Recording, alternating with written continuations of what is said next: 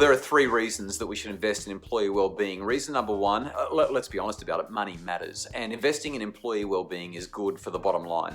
Research shows that when we invest in employee well-being, the returns that we get financially are significant.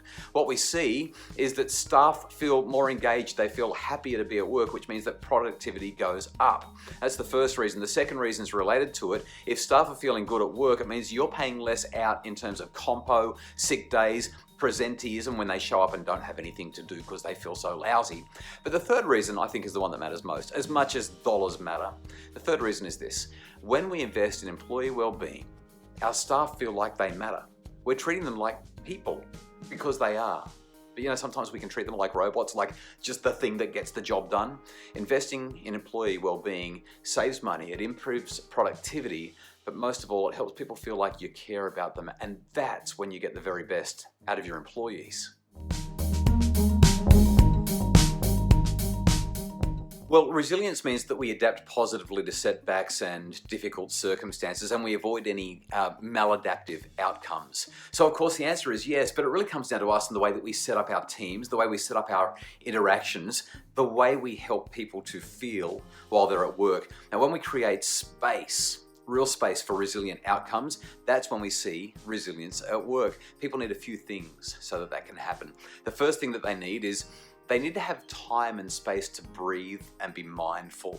Secondly, they need to have sufficient on their plate to be busy, but not have to be multitasking all the time. We want monotasking, not multitasking, especially if we want good outcomes and resilient outcomes.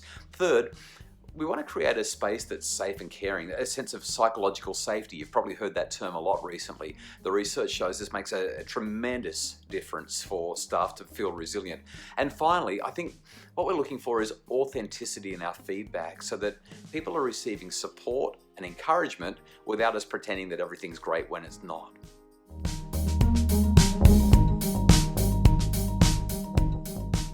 Well, it kind of depends on what kind of rebel you're talking about. There's the reflexive rebel, which is the let's torch the joint, let's knock down the walls, we're over it kind of rebel. They're not necessarily helpful. Or there's a reflective rebel.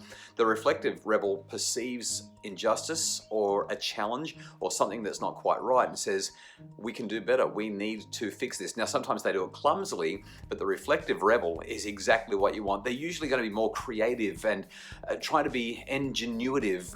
They're going to be more interested in collaborations and cross-contamination from other areas. They're more likely to be generalists quite often.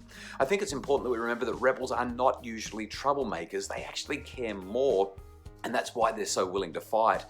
They're not trying to be a dysfunctional negative. Instead, they're being courageous and values-driven.